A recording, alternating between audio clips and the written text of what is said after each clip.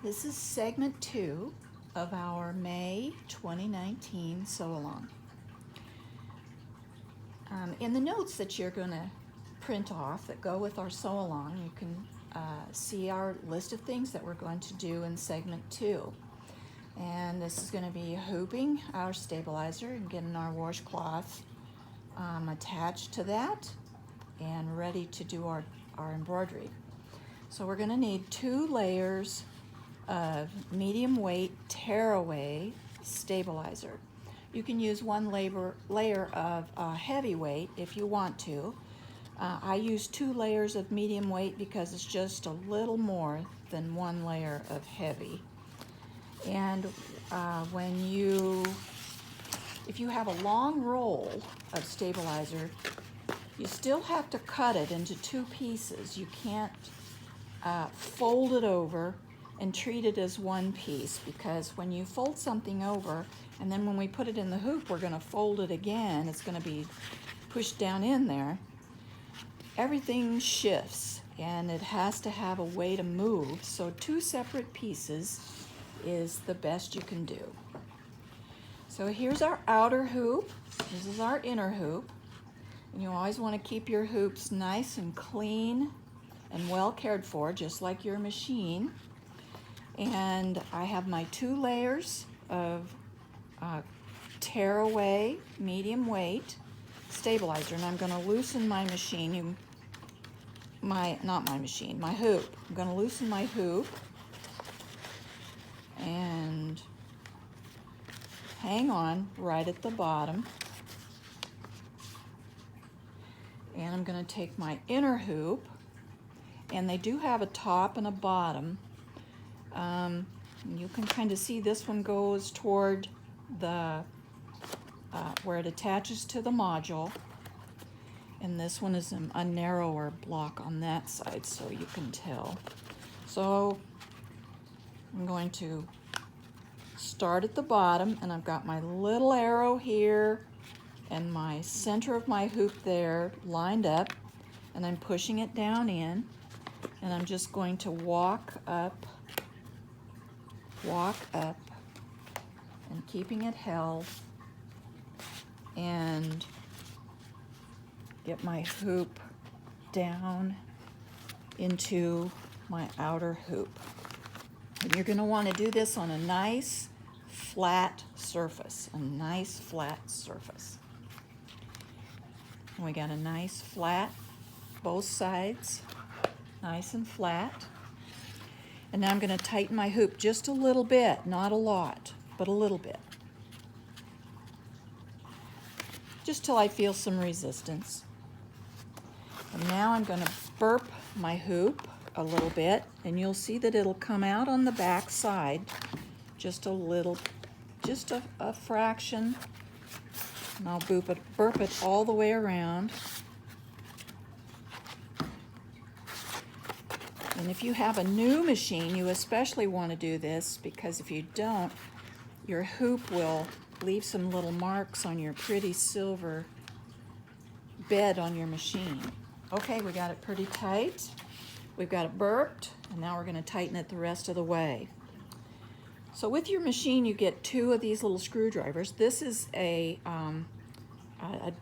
screwdriver with the tip that goes to do your needle, in and out for your needle. This screwdriver, it works for your hoops, and it also works for the screws for your 97D foot and some other things. But on the other end, it has a hollow place. And this is rubbery, and it goes over the end of your hoop, and you can tighten your hoop the rest of the way really easy, where you could never turn this with your fingers. And every one of the hoopings you do is going to have its own happy place. You don't want to tighten too tight, because the tighter you get at the top and the bottom, the looser it gets on each side. You can see it kind of would pull it in. So we want to make sure we're not too tight, but that we're tight enough that it's going to sound like a little drum. Okay. So we've got that. So now we need to figure out where the center of the stabilizer is so that we can place our washcloth on there in the right place. So I'm going to make, this is a heat away pen. I'm going to make a little dot where the center is on the bottom and a little dot where the center is on the top, and there are dots in my template for side to side. And now I'm going to get rid of my template and get it out of the way.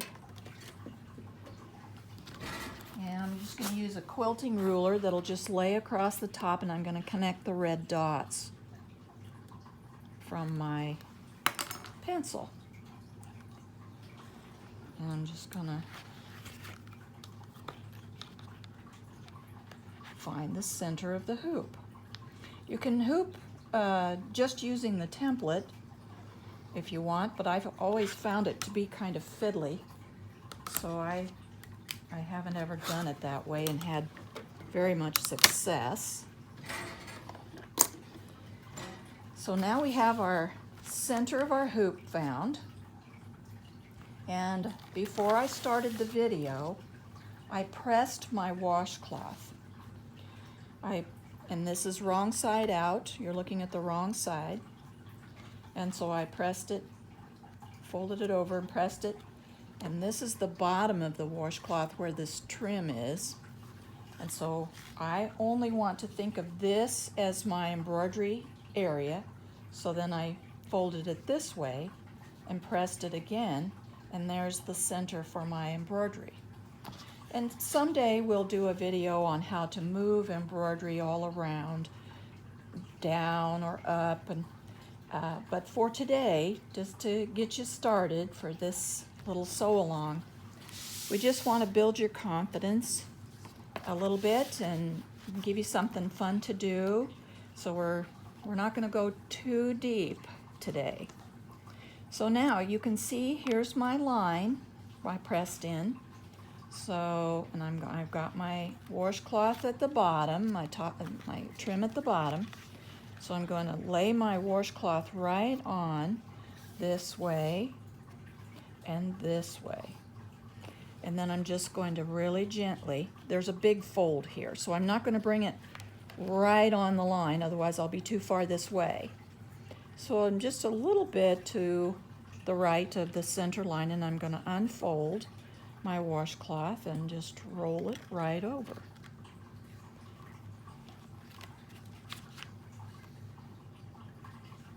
So I'm a little off up here, so I'm going to just, and this cloth, terry cloth, moves every direction there is. So you'll do a little bit of work getting it centered. And I just kind of move it with my fingers on top of the stabilizer till I get it right where I want it. And then I need a couple pins, and this is called floating. We don't have the washcloth hooped inside the hoop. We are floating it, and so I'm going to pin it. I have to get off the edge of the table so I can push the pin through. And then I'm going to check here. And I'm keeping my pins way back out of the way of the stitching area.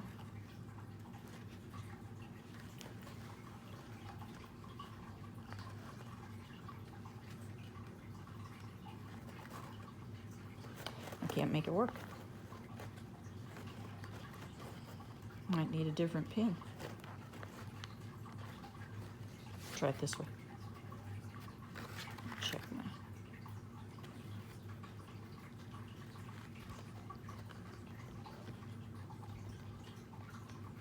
Well,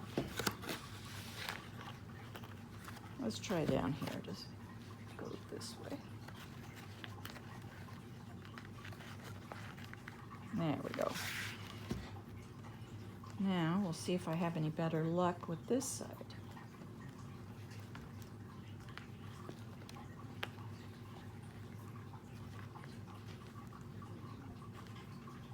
Go. I'm going to try this side one more time because I want it to behave itself and hold in place.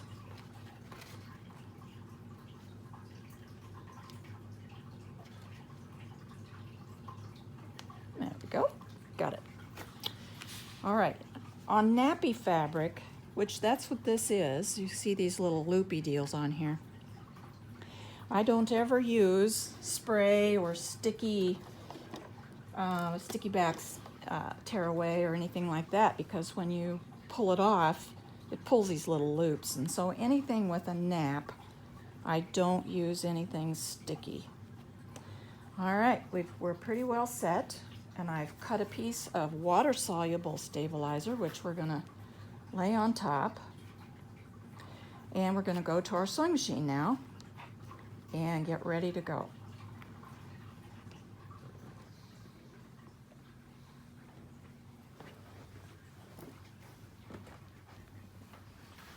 So when we left off our segment 1 video, my machine was asking for the hoop. We did our cleaning and oiling and all that, and my machine was asking for the hoop. So now we're gonna hook up. It's telling me to pinch and put down. So we're gonna pinch and put down. And you heard a little beep. That says the machine's telling me that it's recognizing the hoop. And I've already brought my machine into the position for the first stitch. There it is. But I need to hold this all together a little better because I'm just floating the washcloth, and this of course is loose. So let's put a basting box around this. And a basting box looks like this. And we're gonna tap that, and it's gonna go to the lower left corner. And I've already threaded my machine, and I'm using a spool net.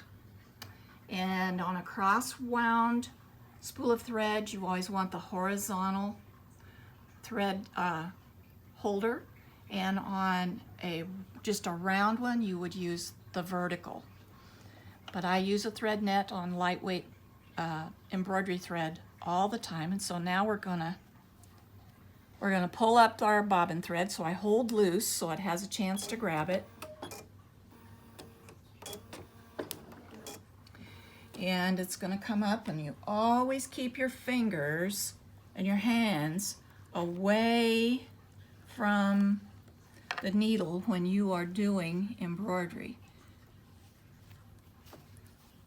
There are so many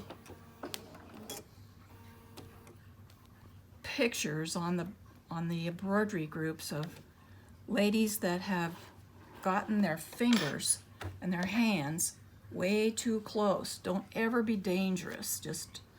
Okay, so I have my bobbin thread and my top thread.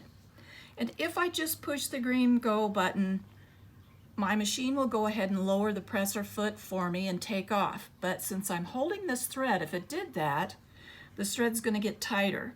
So I'm gonna lower my presser foot manually, and that way, I'm holding it not real tight, just kinda loose, but I'm holding it. And we're gonna do our basting box.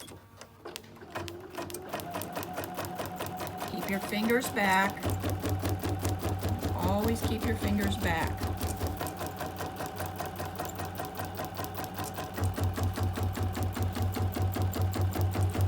And now it's going to go to the first segment of the design.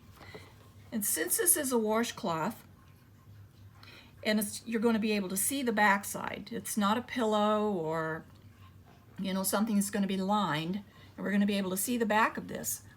Every time I switch threads, I will pull up my bobbin thread. Hold loose, pull up my bobbin thread, keep my fingers back using my tweezers, get my bobbin thread, lower my foot manually, even though the machine would do it for me. And now we're going to stitch our first segment of the butterfly right here. And there is a place in the settings where you can program your machine to stop for you to cut threads, but I found that a little bit fiddly, so I would rather cut my own threads at wherever I want, so I turned that off.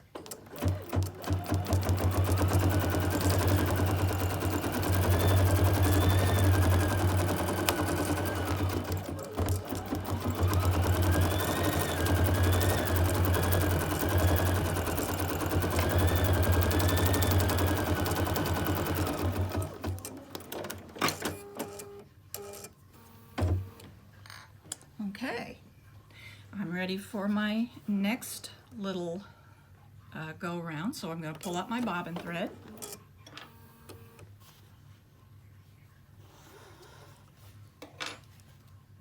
Lower my presser foot, and away we go.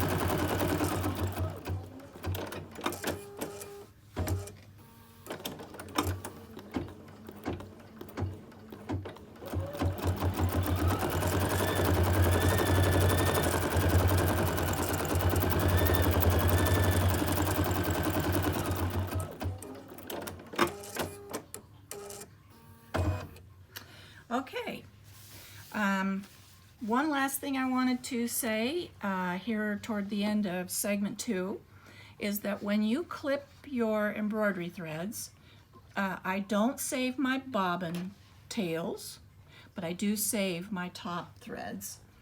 I just collect them, and if you'll save all your little thread tails from your expensive embroidery thread, when Halloween gets here this year, I'll show you something fun to do with these. And that's the end of segment 2, and we'll go film segment 3 for you and finish up our sew along.